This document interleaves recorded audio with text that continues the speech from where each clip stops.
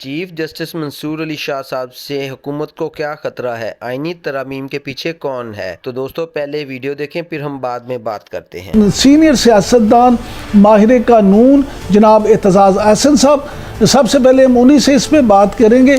Thank you very much Aitzaz साहब, आपने हमें आज वक्त दिया। एतजाज़ अहसन साहब, ये फरमाइएगा सबसे पहले कि PTI ने SCO कॉन्फ्रेंस के मौके पे अपना एहतजाज जो है उसका इल्तवा बानी PTI से मुलाकात के साथ मशरूत कर दिया है।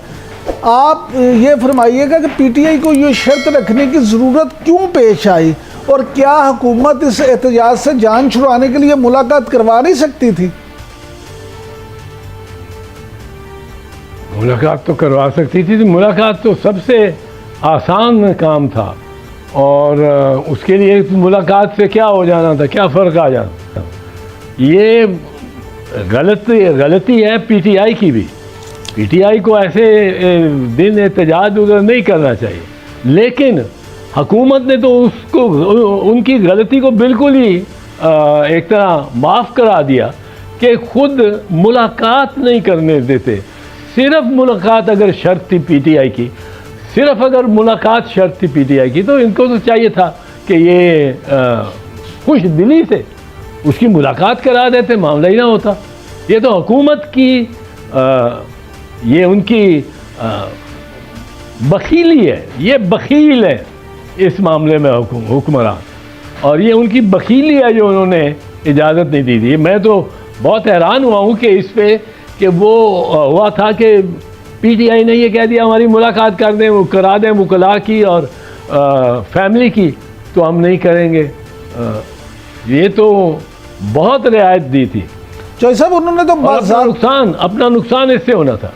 देखिए, बाज़ाब्ता उन्होंने वजारत दाखिला को जो दरख्वास्त दी है मुलाकात के लिए, उसमें उन्होंने कहा कि बैरिस्टर गोहर की मुलाकात करवा दें और उसके साथ हामिद रज़ा साहब की, तो हम उस पर मुतमिन हैं। ये तो इन्होंने फिर तो सारा कसूर हुकूमत का, फिर ये सारा कसूर, सारा मलबा हुकूमत पे पड़ना चाहिए। इतनी सॉफ्ट कंडीशन लगाई अगर उन्होंने, इनको चाहिए, मैं आपको वैसे पता, मेरे ख्याल में क्या PTI को चाहिए था करना, ये कहते जी आप जलसा यहाँ करें, आपके गेस्ट भी यहाँ हैं, सब कुछ यहाँ, हमें मियाँ चन्नू में कर लेने, हमें पत्तों की में कर लेने, लाहौर से भी दूर, इस्लामाबाद से भी दूर, और हमें एक जलसा बाग। और लेकिन शर्त हमारी ये होगी कि ना हमारी कोई बस रुकेगी, ना हमारा कोई कारकुन गिरफ्तार होगा, ना कोई कंटेनर नज़र ही आएगा वहाँ, कोई ट्रैक्टर कंटेनर नज़र ही नहीं आएगा कोई। अगर एक की तस्वीर छप गई तो आप रिज़ाइन करेंगे, प्राइम मिनिस्टर साहब। और ये फिर एतजाज़ साहब, आप नहीं समझते कि शायद बुनियादी वजह इसकी ये भी है कि PTI की क़यादत जो है अमलन इस वक्त ऐसे लोगों के हाथ में है जो सियासी रमूज़ को बहुत बेहतर अंदाज में नहीं समझते, इसलिए भी उनसे इस तरह की गलतियां हो रही हैं?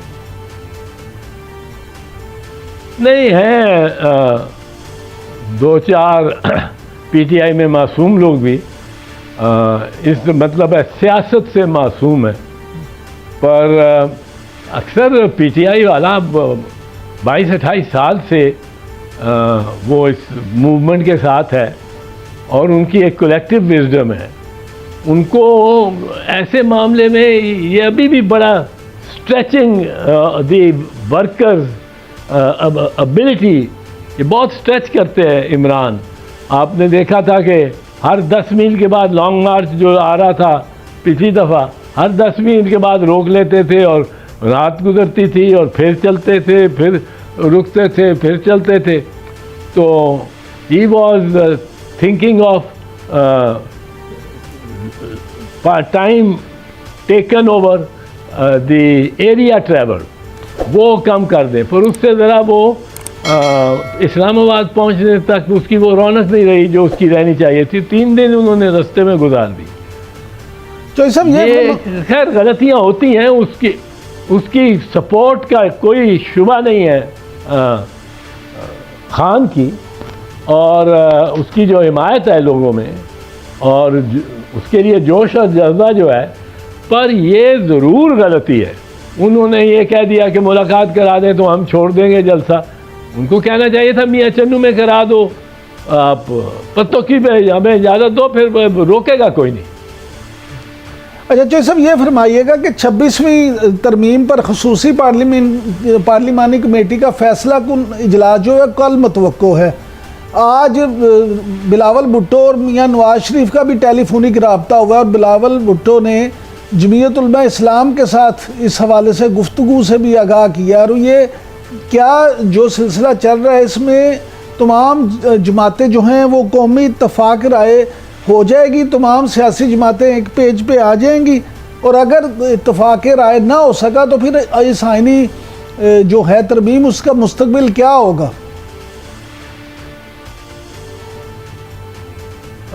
इमरान साहब, ये एक बड़ा मसला ये है। मसला ये है कि मैंने अब आइनी तरमीम देखी है जो हमारी पार्टी की तरफ से प्रपोज्ड है। पहले तो मैं उसका अमीन नहीं था, अब एक CEC के मेंबर ने भेजी है। अब मैं उनका नाम नहीं लेता हूँ, खबर नहीं वो चाहेंगे कि मेरी इतला जो मुझे हुई है वो क़यादत की रजामंदी से हुई है कि नहीं। तो मैंने एक दो पोजीशन ली हैं। अब मैं इसलिए बताना चाहता हूँ कि ये क्योंकि मुझे तो पूछा नहीं गया, अगर पूछ लेते तो मैं बिल्कुल इसको अमानत रखता। पर अब देखें, ये कल परसों में एक डिज़ास्टर हो जाएगा, डिज़ास्टर, अगर ये पास हो गई तरमीम। मैं बताता हूँ, पहली बात यह है कि ये तरमीम एक नया जुडिशल ऑर्डर सेटअप करती है और एक जुडिशल ऑर्डर को जो यहाँ 100 साल से चल रहा है उसको डिमोलिश करती है, और आपने किसी को बहस ही नहीं कराने दी। मैं कहता हूँ ये बिल्कुल अच्छी होगी ये तरमीम, मैं इसकी तनकीद इस वक्त नहीं कर रहा हूँ, बिल्कुल नहीं कर रहा हूँ। मैं कहता हूँ लेकिन एक कॉम्प्रीहेंसिव, एक हमजहत ये तरमीम है जिसने अदालती निज़ाम ही ख़त्म कर देना है। अदालती निज़ाम में 5 जज होंगे जो कि फेडरल कॉन्स्टिट्यूशन कोर्ट के जज होंगे, वो सब कुछ होंगे, उनमें से चीफ जस्टिस उनमें से सब कुछ सबसे बड़ा होगा। और वो चीफ जस्टिस इतना बड़ा इन्होंने कर दिया है कि सारे सुप्रीम कोर्ट के पावर्स, इख्तियारात, सुप्रीम कोर्ट के सारे इख्तियारात वो असल में उसमें मरकज़ होके आ गए। अब वो चीफ जस्टिस तो बड़ा खुश है, वो तो चाहता है कि मैं इतनी पावर काजी फैज़ ईसा में एज चीफ जस्टिस जो उनके इनिशियल डेज थे उसमें नहीं थी इतनी पावर जितनी ये पावर इससे मिलती है। अब इसमें आप बग़ैर डिबेट के ये पास करना चाहें तो मैं लॉ मिनिस्टर रहा हूँ आजिज़ साहब, मैंने ये देखा है 5 दिन एक कानून पे बहस होती रहती है जो हमने गवर्नमेंट ने पेश किया, और उस पर बड़ी अच्छी बहस होती है, बड़ी अच्छी, बड़ी मानी खेज कि 6ठे दिन एक साहब एक MNA उठता है। ये मैंने सीन वैसे प्रोविंशियल असेंबली में देखा, सूबाई असेंबली पंजाब का। मैं इंफॉर्मेशन मिनिस्टर था और लॉ मिनिस्टर साहब ऐसे मसूद शाह साहब थे गालिबन, और बड़ी अच्छी उन्होंने वो प्रेजेंट किया वो एक्ट कि 5वें दिन के बाद एक साहब मंडी बहाउद्दीन से MPA उठे और हम उनको चाचा चाचा चाचा करके और समझते थे ये कोई, उसने 2 या 3 जुमले बोले होंगे। उन्होंने 2 या 3 जुमले ये बोले मुख्तसर, उनका स्पीकर साहब आपने इस क्लॉज में ये तो लिख दिया है पर इनका क्या बनेगा। एंड सडनली वो सबसे ज़्यादा सच